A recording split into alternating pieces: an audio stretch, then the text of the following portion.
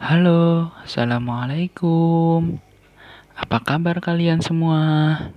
Semoga tetap selalu dalam keadaan baik dan sehat ya, dan masih tetap semangat untuk tetap belajar. Bertemu lagi dengan Pak Ahmad dalam materi tema 7, subtema 2, pembelajaran 2 dan 3. Baik, sekarang kita akan belajar tentang kalimat efektif, kemudian tentang keliling persegi, dan lain-lainnya. Penasaran kan? Ayo, kita langsung aja.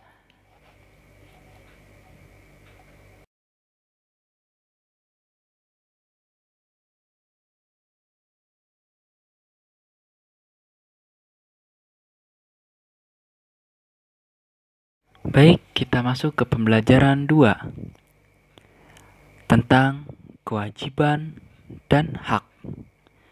Ada yang tahu apa itu kewajiban? Ada yang tahu juga nggak apa itu hak? Ayo, ini pernah Bapak jelaskan di dalam kelas waktu itu. Siapa yang masih ingat? Ayo, yang masih ingat boleh ya komen di bawah. Siapa tahu jawaban kalian juga bisa membantu teman kalian yang belum tahu.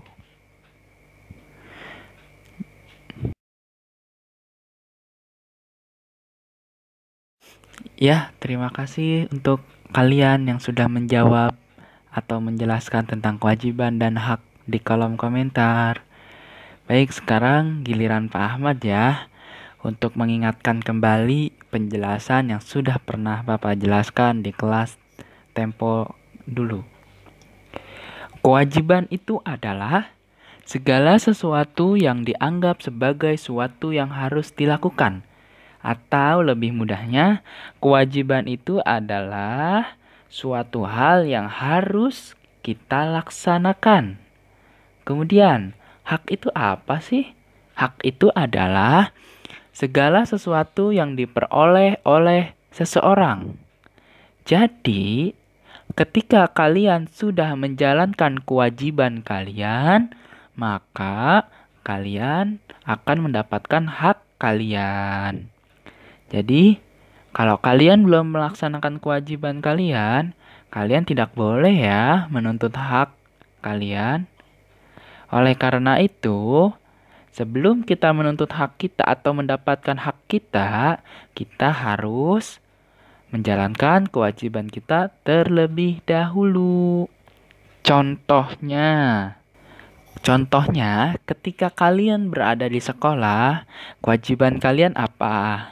Kewajiban kalian harus belajar, memperhatikan guru, memakai pakaian yang rapi, datang ke sekolah tepat waktu, tidak terlambat, kemudian mengerjakan tugas-tugas sekolah. Nah, itu contoh kecil kewajiban kalian sewaktu di sekolah. Namun, setelah kalian telah melaksanakan kewajiban kalian semuanya, maka kalian boleh mendapatkan hak kalian.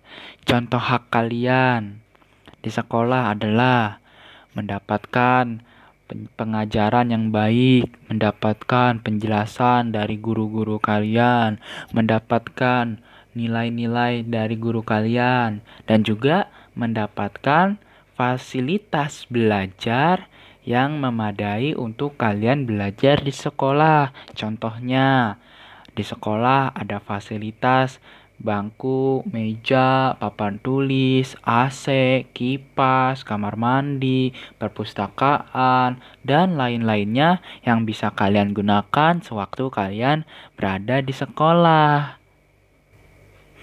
Nah, itu contoh kecil dari kewajiban dan hak. Semoga kalian bisa mengerti ya. Kalau kalian belum mengerti, boleh ya tanyakan di kolom komentar di bawah ini. Insya Allah nanti Pak Ahmad akan jawabnya satu-satu. Baik, kalau sudah mengerti semua, kita lanjut ke berikutnya.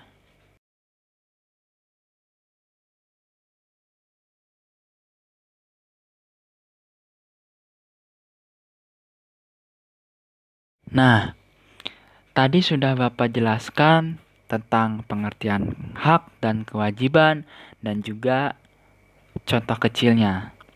Sekarang, yang kalian harus tahu, hak dan kewajiban itu merupakan suatu hal yang terikat satu sama lain, sehingga dalam pelaksanaannya harus dijalankan dengan seimbang. Jadi, tidak boleh kalian misalkan belum menjalankan kewajiban kalian, tapi kalian sudah minta hak kalian. Nah, itu contoh yang tidak baik ya. Tidak boleh ditiru. Jadi, hak dan kewajiban itu harus berjalan beriringan atau berjalan dengan seimbang. Tidak boleh meminta hak terlebih dahulu tanpa melaksanakan kewajiban kita untuk melakukan sesuatu. Paham ya anak-anak?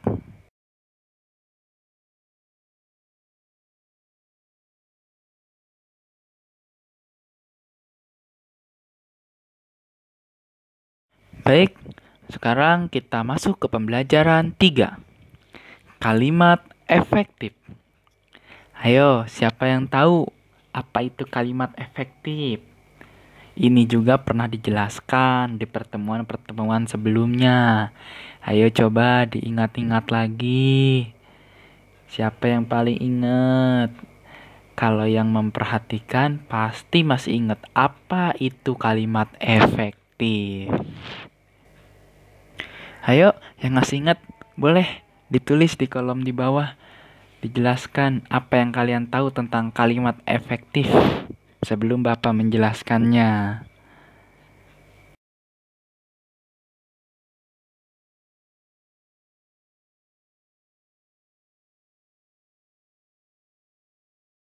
Ya, kalimat efektif adalah kalimat yang sesuai dengan kaidah baik ejaan maupun tanda bacanya, sehingga mudah dipahami oleh pembaca atau pendengarnya. Ingat, kalimat efektif itu harus sesuai dengan kaidah bahasa Indonesia atau sesuai dengan Kamus Besar Bahasa Indonesia. Kenapa harus sesuai? Karena supaya kalimat itu mudah dimengerti oleh yang membaca kalimat tersebut atau oleh yang mendengarkan kalimat tersebut.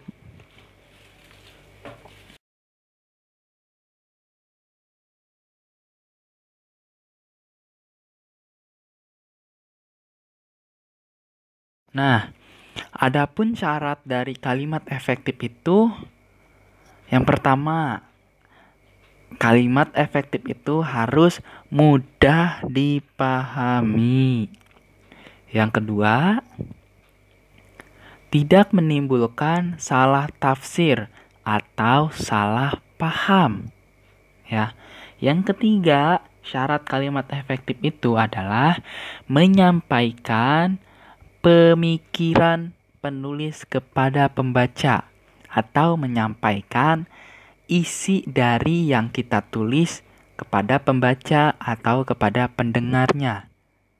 Nah, kemudian syarat dari kalimat efektif itu yang terakhir adalah tidak bertele-tele ya. Jadi harus to the point. Harus dapat dimengerti.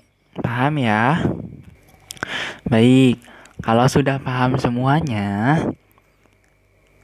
sekarang kita belajar matematika.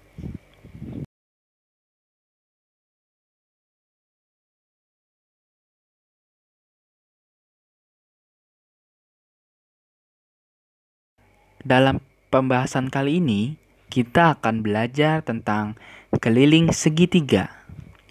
Jika kemarin kita sudah belajar tentang keliling persegi, kemudian belajar apa lagi?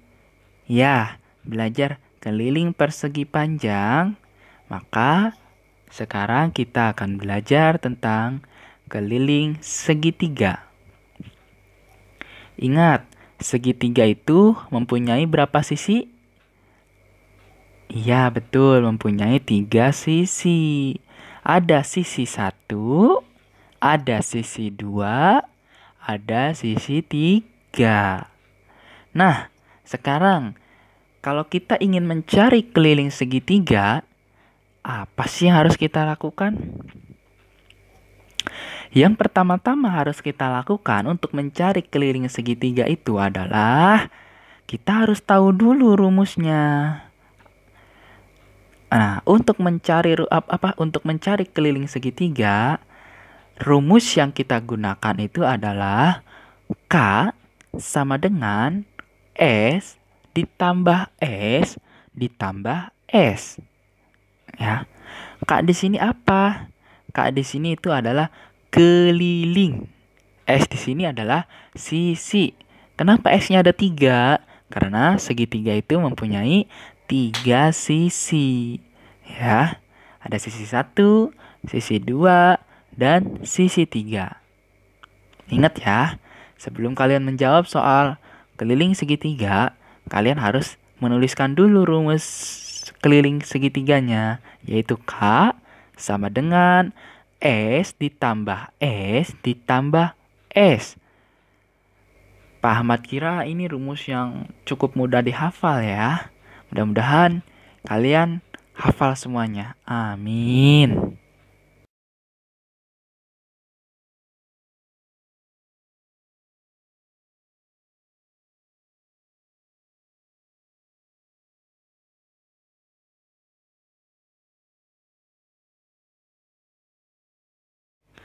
Ya, sekarang kita masuk ke contoh soal ya.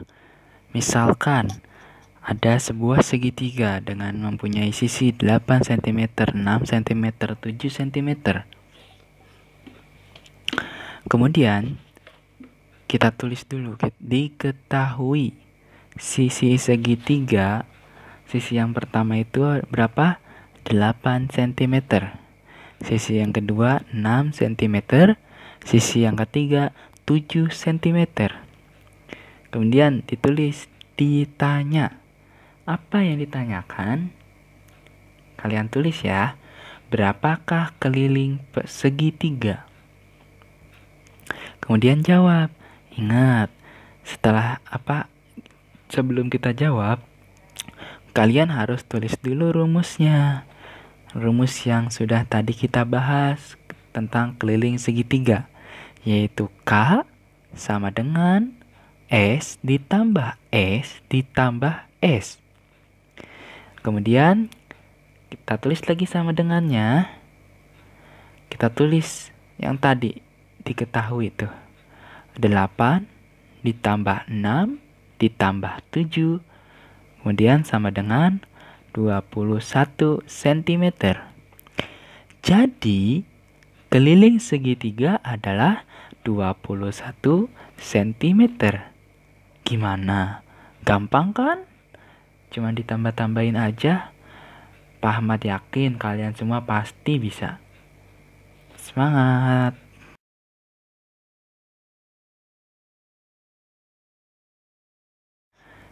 Bagaimana anak-anak? Sudah paham dengan penjelasan Pak Ahmad? Kalau kalian belum paham, kalian boleh ya bertanya di kolom komentar di bawah, atau kalian putar kembali video ini supaya kalian lebih paham, lebih mengerti. Nah, kalau tambah ingin mengerti, silakan diputar kembali videonya sambil lihat buku-bukunya, atau langsung tanyakan langsung boleh.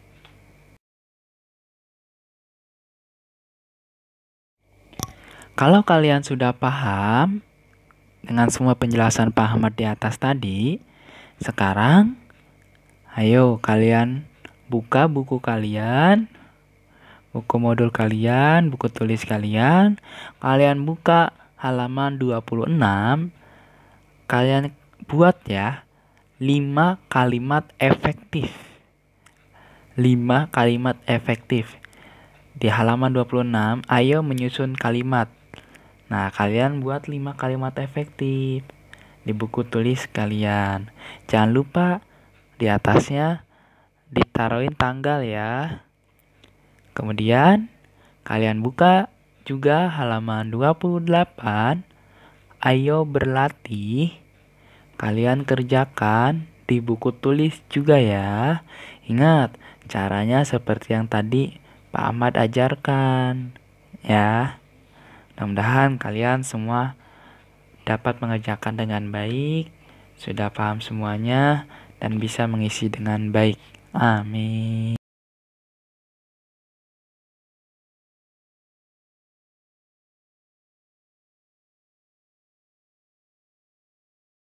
Ya, mungkin sekian dulu ya pembahasan dari Pak Ahmad kali ini. Semoga kalian dapat memahami apa yang Pak Ahmad jelaskan tadi dan kalian dapat menerapkan di kehidupan sehari-hari. Tetap semangat ya dan selamat belajar untuk anak-anak kelas 3C SDIT Atsuraya. Sampai ketemu lagi di pembahasan selanjutnya. Assalamualaikum warahmatullahi wabarakatuh.